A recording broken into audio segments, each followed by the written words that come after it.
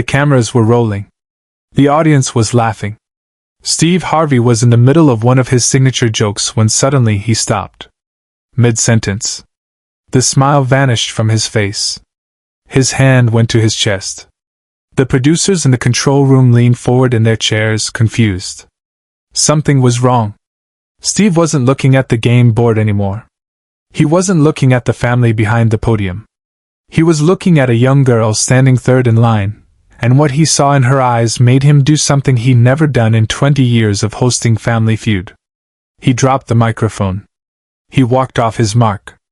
And he broke every single rule of live television. What happened next wasn't in the script. It wasn't planned. It wasn't rehearsed. And by the time it was over, there wasn't a dry eye in the studio. 30 million viewers were calling the network, and Steve Harvey's life would never be the same. The day had started like any other Tuesday at the Family Feud studio in Atlanta. The crew arrived at 6 a.m. to set up the lights, test the buzzers, load the questions into the system. The audience filed in at 8, excited, clutching their tickets, hoping to see Steve do his famous reactions. Two families waited backstage, both nervous, both rehearsing their game faces. The Jenkins family from Ohio, loud and competitive. And the Morrison family from a small town in Tennessee, quiet, holding hands, looking like they'd rather be anywhere else. Sarah Morrison was 12 years old. She stood between her mother and her older brother, wearing a purple dress her grandmother had bought her 3 months ago when things were still normal. Her hands were trembling. Not because of the cameras or the lights or the thought of being on national television, but because of what she was carrying inside. A secret so heavy it had been crushing her for weeks. A truth she'd promised herself she would never tell anyone. Especially not here. Especially not now. But life has a way of breaking promises. Steve Harvey stopped talking. The crew froze. Something was about to happen that no one in that studio was prepared for. The game had been going smoothly. The Jenkins family was up by 40 points. Steve was doing his thing, making jokes about the answers, pretending to be shocked when someone said something ridiculous. The audience was eating it up. Laughter echoed through the studio. Then came the question. Name something people do when they're trying not to cry. It was supposed to be funny. Light. Easy. But when Steve walked up to Sarah Morrison to ask for her answer, he saw something that stopped him cold. Her lips were trembling. Her eyes were red. Not from the studio lights. From something deeper. Something real. Steve had been doing this long enough to know the difference between nervous energy and genuine pain. This was pain. He glanced at her mother, standing 2 feet away, and saw the same thing. Worry. Fear. The kind that doesn't go away when the cameras stop rolling. Steve lowered the microphone. Hey, sweetheart, he said, his voice different now. Softer. No jokes. No performance. Just Steve. You okay? Sarah nodded, but her hands were shaking. She opened her mouth to give her answer, but nothing came out. The studio went quiet. You could hear the hum of the cameras. The shuffle of feet in the audience. Someone coughed. Steve looked at the producers, then back at Sarah. And then he did something he wasn't supposed to do. He broke character. Hold on, Steve said, turning to the camera crew. Hold on a second. He looked at the director in the booth. Cut the music. The upbeat game show music that had been playing in the background stopped. The audience didn't know what was happening. The Jenkins family exchanged confused glances. But Steve didn't care. He stepped closer to Sarah, crouched down slightly so they were eye level, and asked again. Baby, what's going on? And that's when Sarah broke. Not loudly. Not dramatically. Just a quiet, devastating crumble. Tears spilled down her cheeks. Her mother reached for her, but Sarah shook her head. She looked at Steve, really looked at him, and whispered, My dad died 6 weeks ago. The studio went silent. Not the polite kind of silence. The kind that feels like the air has been sucked out of the room. Steve's jaw tightened. His eyes filled with tears. He didn't try to hide it. He let the microphone fall to his side and wrapped his arms around Sarah. Right there. On national television. In front of 30 million people. He held her while she sobbed into his shoulder, and the cameras kept rolling because no one in the control room had the heart to stop them. Subscribe and leave a comment, because the most powerful part of this story is still ahead. Sarah's father had been a firefighter. David Morrison. 39 years old. He died responding to a warehouse fire in their hometown. Not from the flames. From a collapsed ceiling beam that fell on him while he was carrying an unconscious worker to safety. He'd saved the man's life. But he didn't make it out. The town called him a hero. The mayor gave a speech at his funeral. But Sarah didn't want speeches. She wanted her dad back. She wanted him to walk her to school again. To make pancakes on Sunday mornings. To tell her she was brave even when she didn't feel like it. Her mother, Christine, had been holding it together for the sake of her kids.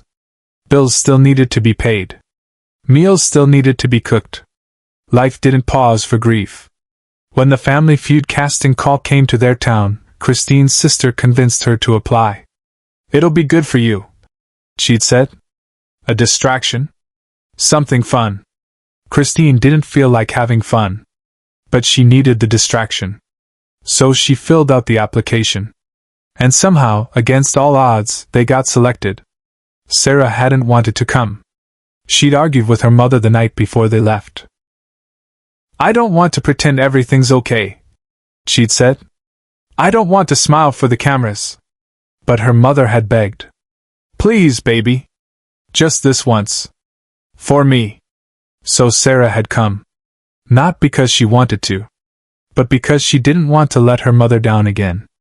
Behind the scenes, Steve Harvey made a decision that defied every producer's expectation. He wasn't going to finish the game. The producers were panicking. They had a schedule. Commercial breaks to hit. A second family waiting to play. But Steve didn't care. He held Sarah for a full minute, then pulled back and looked at her. "Your daddy was a firefighter?" he asked. Sarah nodded. Steve nodded too, slow and deliberate, like he was processing something heavy. "You know what that means?" he asked. Sarah shook her head. "It means you come from courage," Steve said. "It means the man who raised you didn't just save strangers. He raised a daughter strong enough to stand here, even when her heart is broken. That's not nothing, baby. That's everything." The audience was crying now. Not just Sarah's family. Everyone. The Jenkins family, the opposing team, had tears streaming down their faces. One of them, a middle-aged man named Gerald, stepped forward and put his hand on Sarah's shoulder. "We're pulling for you, sweetheart," he said. His wife nodded. "All of us." Steve looked at the camera and did something he'd never done before. He addressed the viewers directly. Not as the host of a game show. As a human being. "If you're watching this at home," he said, his voice steady but thick with emotion, "and you've lost someone you love, I want you to know something. Grief doesn't have a timeline. It doesn't have rules. And you don't have to pretend you're okay just because someone handed you a microphone and told you to smile. You're allowed to break. You're allowed to hurt. And you're allowed to heal at your own pace." Then Steve did something no one expected. He took off his jacket. His perfectly tailored, three-piece suit jacket. He handed it to Sarah.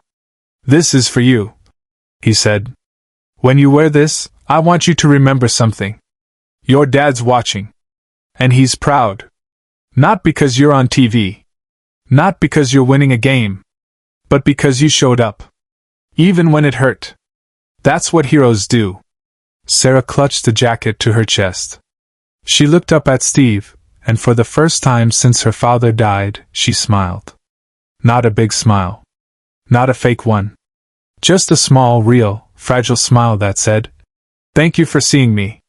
But this is the moment no one in the studio, and no one watching at home, ever saw coming. Steve turned to the producers. "We're not finishing this game," he said. Not a question. A statement. The head producer, a man named Marcus who'd been with the show for 15 years, stepped onto the stage. "Steve, we have a schedule," he started to say. Steve cut him off. "I don't care about the schedule. Look at this family. Look at what they're carrying. You really think a game matters right now?" Marcus looked at Sarah, at her mother, at the audience that was still wiping their eyes. He sighed. "What do you want to do?" Steve turned back to the Morrison family. "Here's what's going to happen," he said. "We're going to pause this game. We're going to take a break. And when we come back, we're going to make sure you leave here with something more valuable than a car or a vacation. You're leaving with a reminder that you're not alone." During the break, Steve didn't go to his dressing room. He stayed on stage. He sat with Sarah and her family. He asked about David. What he was like. What he loved. What made him laugh. Christine told stories. Her voice shaking at first, then steadying as she remembered the good parts. The time David dressed up as a princess for Sarah's 5th birthday party because she'd asked him to. The way he sang off-key in the car and didn't care who heard. The notes he'd leave in Sarah's lunchbox. "You're braver than you think. Love, Dad." Steve listened. Really listened. Not with the ears of a talk show host looking for a soundbite, but with the presence of someone who understood that sometimes the most important thing you can do is just be there. When Christine started crying, Steve handed her his handkerchief. When Sarah's brother Michael said he felt guilty for not saving his dad, Steve looked him in the eye and said, "You can't save someone from fate, son. But you can honor them by living a life they'd be proud of. That's your job now." When the cameras started rolling again, Steve stood in the center of the stage. He didn't go back to the podium. He stood with the Morrison family. "Ladies and gentlemen," he said to the audience, "we're going to do something different today. The Morrison family isn't going to finish this game. Not because they can't, but because they don't need to. They've already won something more important than points on a board. They've shown us what real strength looks like." The audience erupted in applause. Not polite, rehearsed applause. Real, thunderous, standing ovation applause. The Jenkins family joined in. The crew joined in. Even Marcus, the producer who'd been worried about the schedule, was clapping. Steve reached into his pocket and pulled out a business card. He handed it to Christine. "This is my personal number," he said. "I don't give this to everyone. But I'm giving it to you. When you need something, when it gets too hard, you call me. Not my assistant. Not my agent. Me. You hear me?" Christine nodded, clutching the card like it was a lifeline. Then Steve turned to the camera one more time. "If you're out there and you're hurting," he said, "reach out. Talk to someone. Don't carry it alone. Because the truth is, we're all just trying to make it through. And the only way we do that is together." Share and subscribe. Make sure this story is never forgotten. After the taping ended, Steve didn't leave. He stayed with the Morrison family for another hour. He took pictures with them. Not the stiff, posed kind. Real pictures. Laughing. Hugging. Being present. He called his assistant and had her arrange for the family's hotel to be upgraded. He sent a donation to the firefighters fund in David Morrison's name. And he kept his promise. 3 weeks later, when Christine called the number on the card because she didn't know how to pay for Sarah's therapy, Steve answered. Not his assistant. Him. And he paid for it. The episode never aired in its original form. The network edited it down, cut some of the longer moments, added context. But clips of it went viral anyway. Millions of people watched Steve Harvey stop a game show to comfort a grieving child. They watched him give away his jacket. They watched him break the rules because some things are more important than television. But the real story isn't what happened on camera. It's what happened after. Sarah Morrison went to therapy. She started healing. Slowly. Painfully. But she healed. She kept Steve's jacket in her closet, and on the hard days she'd put it on and remember what he'd said. "You come from courage." 3 years later, Sarah wrote Steve a letter. She told him she joined her school's volunteer firefighter program. That she wanted to honor her father by helping people the way he did. That she wasn't afraid anymore. Steve framed that letter and hung it in his office. Not because it made him look good, but because it reminded him why he does what he does. The jacket became a symbol. Not just for Sarah, but for everyone who saw that moment and realized that sometimes the most powerful thing you can do is stop. Stop performing. Stop pretending. And just be human. Steve Harvey didn't save Sarah Morrison that day. He did something better. He saw her. He honored her pain. And he reminded her that even in the darkest moments, she wasn't alone. That's not just good television. That's humanity at its finest.